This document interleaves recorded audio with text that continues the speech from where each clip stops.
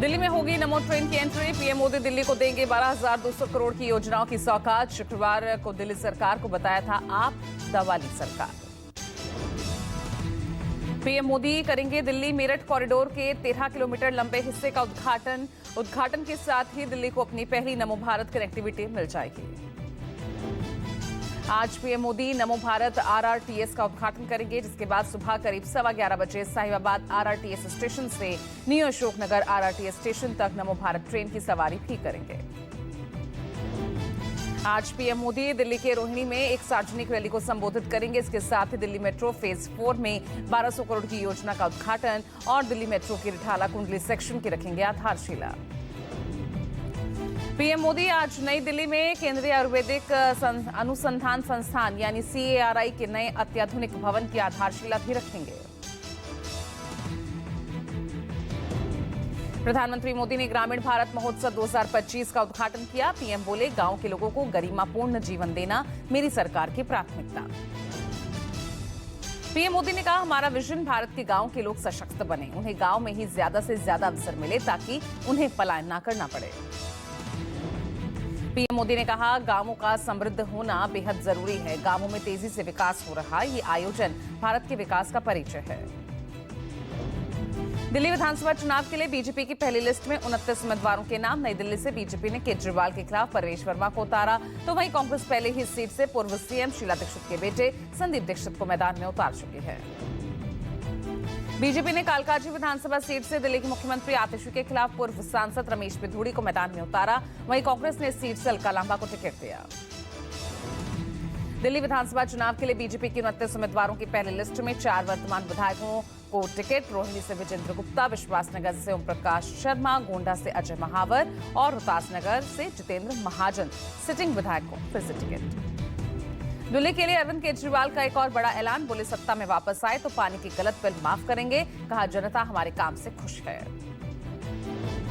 दिल्ली विधानसभा चुनावों से पहले आप बीजेपी में पोस्टर वॉर तेज। बीजेपी ने पोस्टर जारी कर लिखा, आपदा के नहीं सहेंगे, बदल के रहेंगे। आपका पलटवार। पोस्टर में लिखा, झाड़ू मतलब भाजपा पर आपदा। पीएम मोदी के बाद केजरीवाल पर अमित शाह ने बोला हमला।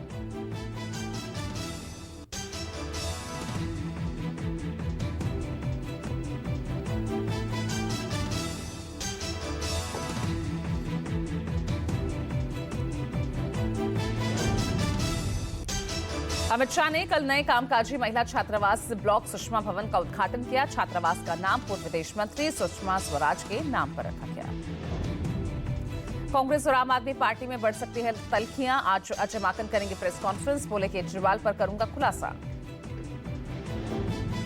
दिल्ली विधानसभा चुनाव के लिए बीएसपी ने कसी कमर। आज कोंडली में आकाश आनंद की रैली। दिल्ली विधानसभा चुनावों के लिए बीएसपी ने तैयार किया स्पेशल प्लान। किसान नेता डल्लेवाल के आमरण अनशन का आज 41वां दिन। खनौरी बॉर्डर और टोहना में हुई किसानों की महापंचायत।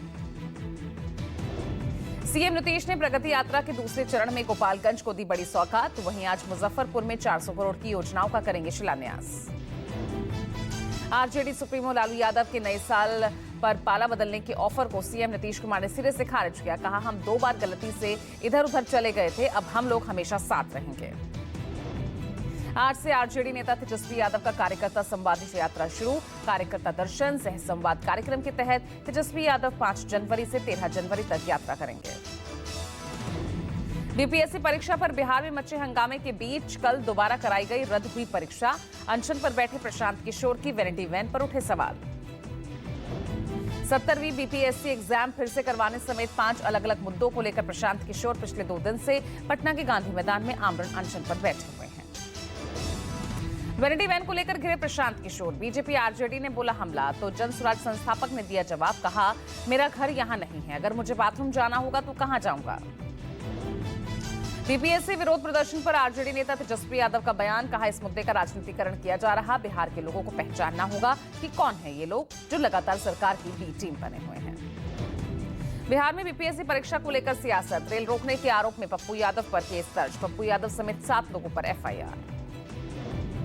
मध्य प्रदेश के ओंकारेश्वर में चल रही है आरएसएस की कुटुंब प्रबोधन गतिविधि की अखिल भारतीय बैठक। इस बैठक में आरएसएस प्रमुख मोहन भागवत हुए शामिल। एक्टर अल्लू अर्जुन को नामपल्ली कोर्ट से बड़ी राहत। संध्या थिएटर भगदड़ मामले में मिली नियमित जमानत। 4 दिसंबर को थिएटर भगदड़ मामले में कुछ घंटों के लिए गिरफ्तारी हुई थी। देश में अब 18 साल से कम उम्र के लोगों के लिए सोशल मीडिया अकाउंट बनाने पर पाबंदी।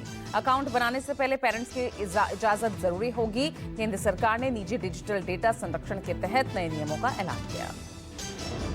डिजिटल पर्सनल डेटा प्रोटेक्शन अधिनियम 2023 के मसौदों का ऐलान करते हुए सरकार ने आपत्तियों और सुझाव भी मांगे।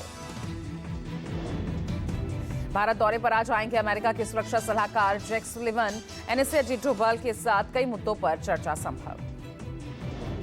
भारत और बांग्लादेश ने एक दूसरे की जेल में बंद मछुआरों को रिहा करने का ऐलान किया। आज बांग्लादेश 95 भारतीय मछुआरों को रिहा करेगा। यूनियन कार्बाइड के कचरे पर घमासान जारी। पीथमपुर में फिर बवाल। राम की फैक्ट्री पर पथराव। मौजूदा हालात सामान्य। पीथमपुर में नहीं जलेगा यूनियन कार्बाइड का कचरा। विरोध के बाद बैकफुट पर राज्य सरकार। पीथमपुर में नहीं जलेगा यूनियन कार्बाइड कचरा। लगातार ये मांग उठाई जा रही। उधर अजमेर शरीफ दरगाह में चादर चढ़ाने पहुंचे केंद्रीय मंत्री किरेन रिजिजू। अजमेर दरगाह पर 11वीं बार पीएम मोदी ने भेजी है चादर। अजमेर शरीफ के श्रद्धालुओं को बड़ी सौगात। मोइनुद्दीन चिश्ती की दरगाह के 813वें उर्स सहित तमाम रस्में अब ऐप और पोर्टल के जरिए ऑनलाइन दे सकेंगे लोग। अजमेर से पहले निजामुद्दीन दरगाह पहुंचे केंद्रीय अल्पसंख्यक कार्य मंत्री किरेन रिजिजू। बीजेपी अल्पसंख्यक मोर्चा के राष्ट्रीय अध्यक्ष जमाल सिद्दीकी के साथ निजामुद्दीन औलिया दरगाह पर चादर चढ़ाई। पीएम मोदी के बाद राजनाथ सिंह की ओर से आज अजमेर दरगाह में चढ़ाई जाएगी चादर। दरगाह कमेटी के पूर्व उपाध्यक्ष मुनव्वर खान रविवार को रक्षा मंत्री द्वारा दी गई चादर पेश करेंगे। यूपी के प्रयागराज में महाकुंभ को लेकर प्रयागराज जंक्शन पर बना सेल्फी पॉइंट लोगों के बीच आकर्षण का केंद्र बना। रोज हजारों लोग सेल्फी पॉइंट पर फोटो क्लिक कर रहे हैं। प्रयागराज महाकुंभ के मद्देनजर अखाड़ों का संगम नगरी पहुंचना जारी है। गुरुवार को श्री पंचायती महानिर्वाणी अखाड़े ने भव्य शोभा यात्रा के साथ मेला क्षेत्र में प्रवेश किया। दिल्ली में ठंड और कोहरे का डबल अटैक। बर्फबारी और शीतलहर से कांप रहा उत्तर भारत। वहीं दिल्ली एनसीआर में 6 जनवरी को हल्की बारिश की संभावना, जिसके बाद ठंड और बढ़ सकती है। हरियाणा, चंडीगढ़ और दिल्ली के अलग अलग जगहों में देर रात और सुबह घना कोहरा छाए रहने की संभावना। हिमाचल के 8 जिलों में 2 दिन भारी बारिश। बर्फबारी का येलो ऑरेंज अलर्ट जारी।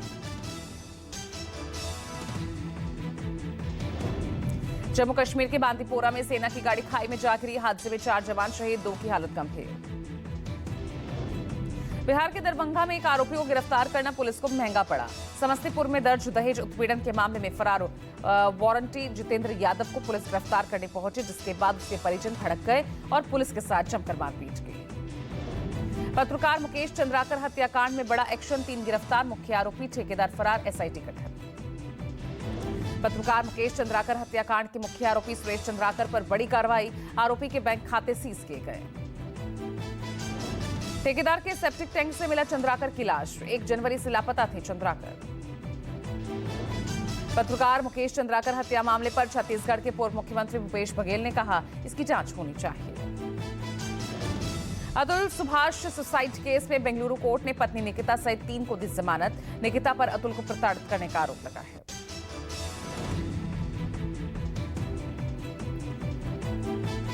मुंबई के कुर्ला कुरैश नगर में एक बेटी ने की अपनी मां की हत्या। गले पर चाकू से हमला कर मां की जान ले ली। मां और बेटी के बीच था पारिवारिक विवाद। किसी बात को लेकर हुई थी कहासुनी। पुलिस ने आरोपी बेटी को गिरफ्तार किया। हरियाणा के हिसार में भीषण हादसा। चंडीगढ़ नेशनल हाईवे पर धुंध की वजह से एक के बाद एक टकराई कई गाड़ियां। डिवाइडर से गाड़ियां टकराई। पीछे से आ रहे ट्रक ने कार और उसके पास खड़े लोगों को रौंदा। हादसे में 4 की मौत। मुंबई के धारावी माहिम जंक्शन पर बड़ा हादसा। बेकाबू ट्रेलर ने सड़क किनारे खड़ी टैक्सी, टेम्पो समेत कई गाड़ियों को टक्कर मारी। इस टक्कर में कई गाड़ियां बुरी तरह क्षतिग्रस्त हुई। कुछ गाड़ियां सड़क किनारे बने नाले में जा गिरी। पूर्वी दिल्ली के टेल्को टी पॉइंट फ्लाईओवर पर दर्दनाक हादसा। यूपी पुलिस के सब इंस्पेक्टर की मौत। 47 साल के प्रदीप कुमार के रूप में हुई मृतक की पहचान गाजियाबाद के ट्रैफिक सर्कल में तैनात थे। दिल्ली के शकरपुर इलाके में छात्र की चाकू मारकर हत्या। 14 साल के छात्र के स्कूल गेट पर ही हमलावरों ने चाकू मारा। मृतक छात्र का दूसरे लड़के से स्कूल में हुआ था किसी बात पर विवाद। लड़के ने बाहर से कुछ लोगों को बुलाकर छात्र से चाकू से हमला करवा दिया। मौके पर पहुंची पुलिस ने शुरू की जांच। 7 संदिग्धों को हिरासत में लिया गया। सीसीटीवी फुटेज में आरोपियों की पहचान की कोशिश।